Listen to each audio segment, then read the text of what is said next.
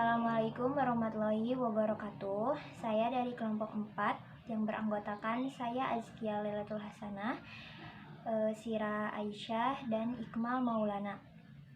Di sini kami akan mempresentasikan proposal kami yang berjudul Pengaruh Penggunaan Media Sosial Terhadap Kesehatan Mental Remaja di Pondok Pesantren Cipasung. Media sosial menurut Nasrullah yaitu media internet yang menjadikan pengguna mempresentasikan dirinya maupun berinteraksi kerjasama sharing dengan pengguna lain dengan ikatan sosial secara virtual. Dan ada dua kategori media online. Yang pertama, media online secara umum dan media online secara khusus. Media online secara umum merupakan suatu jenis atau format media yang dapat diakses melalui jaringan internet, dan media online secara umum dapat dikatakan sebagai komunikasi secara online, dan contohnya ada di aplikasi WhatsApp, Twitter, email, BBM, dan media sosial lainnya. Media online secara khusus merupakan jenis media dalam konteks komunikasi massa yang secara spesifik dapat dimaknai dengan media pers atau media jurnalistik online yang termasuk ke dalam media secara khusus yaitu radio, TV online, dan portal berita-berita. Dampak positif dari penggunaan media sosial yang pertama, memudahkan seseorang untuk membentuk sebuah komunitas. Yang kedua, memanfaatkan media sosial sebagai alat pemasaran. Yang ketiga, mampu membagikan konten hanya melalui aplikasi, contohnya dari TikTok.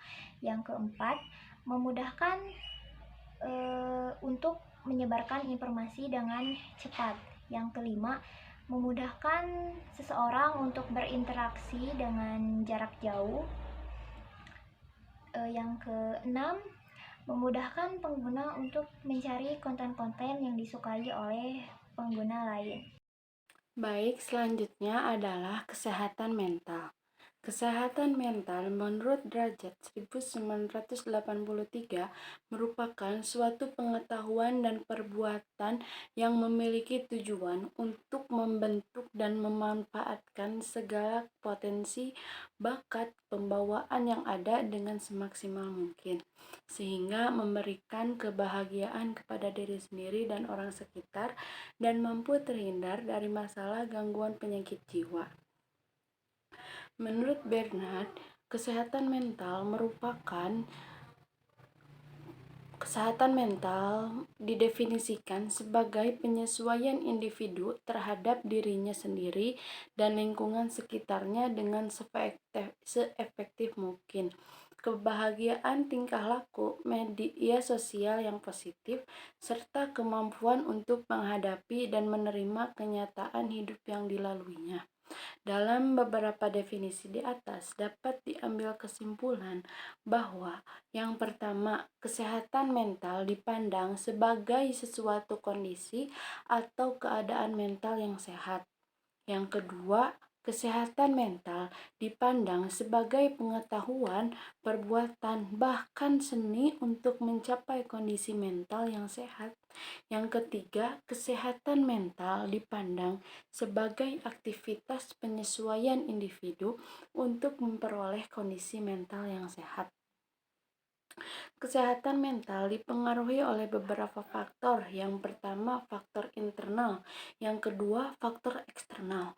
Faktor internal merupakan faktor yang berasal dalam diri individu sendiri, seperti sifat, bakat, hereditas, dan lain sebagainya. Sifat berasal dalam diri manusia.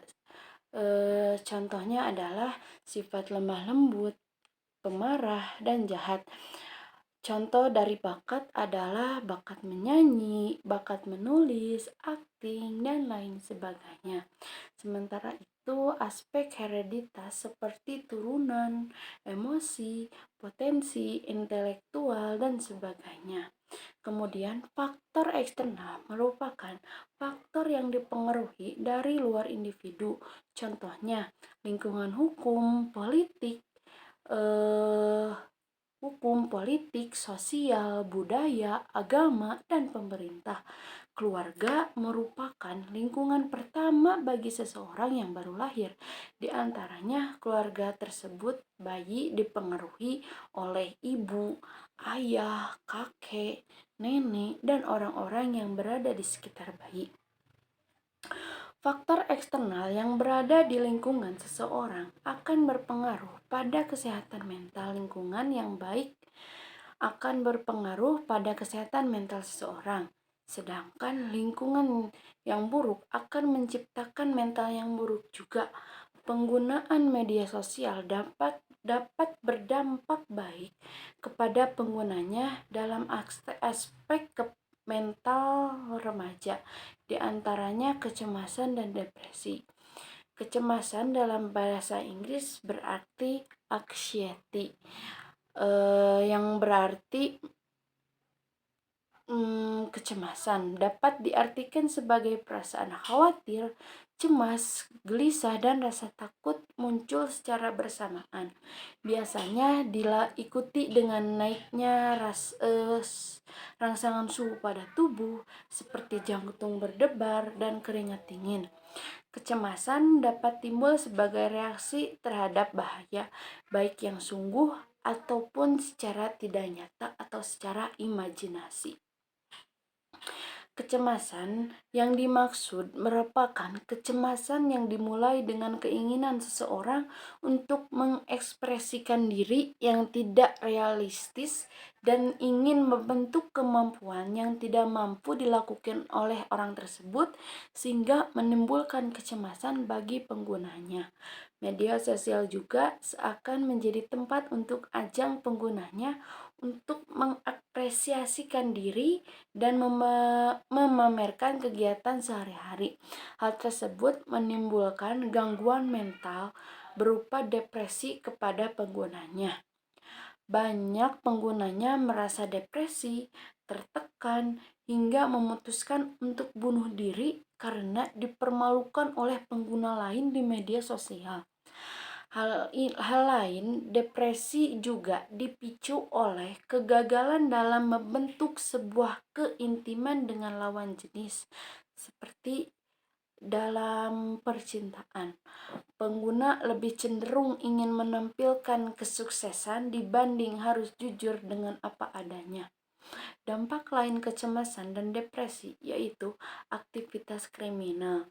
Seseorang yang tidak menyembunyikan seseorang yang tidak bertanggung jawab akan menggunakan media sosial sebagai alat untuk menyembunyikan identitas mereka yang sebenarnya.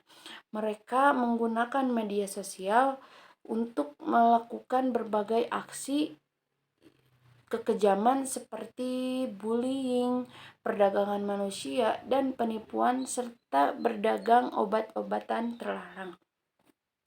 Ada beberapa langkah penggunaan dalam penanggulangan akibat kecanduan media sosial. Yang pertama, batasi penggunaan media sosial. Dalam mengatasi ini, kita harus bisa membatasi dalam penggunaan media sosial dengan melakukan aktivitas yang lainnya.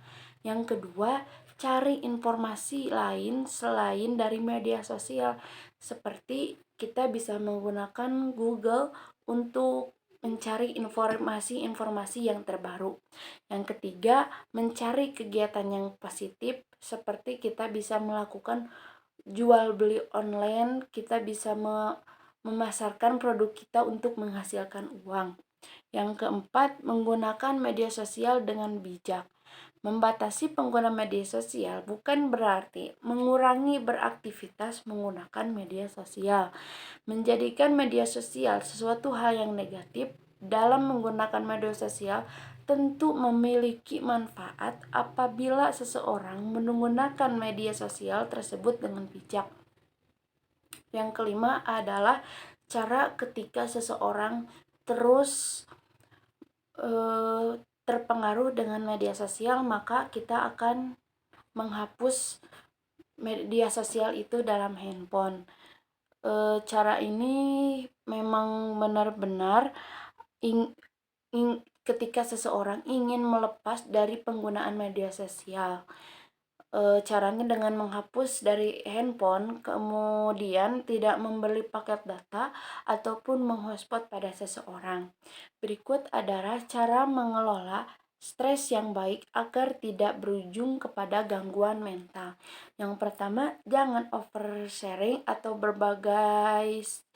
berbagi secara berlebihan dapat membuat Anda lebih rentan terhadap kritik dari orang lain. Yang kedua, pelajari cara menghadapi komentar ekstrim. Oke, jadi kesimpulannya yaitu berdasarkan hasil penelitian dan pembahasan yang telah kami lakukan, maka kesimpulan yang dapat diambil yaitu teknologi di era teknologi canggih ini, orang tidak lagi sekedar berkomunikasi, namun kita dapat berinteraksi langsung dengan orang lain. Tetapi orang juga dapat berinteraksi secara tidak langsung, yaitu melalui teknologi media sosial.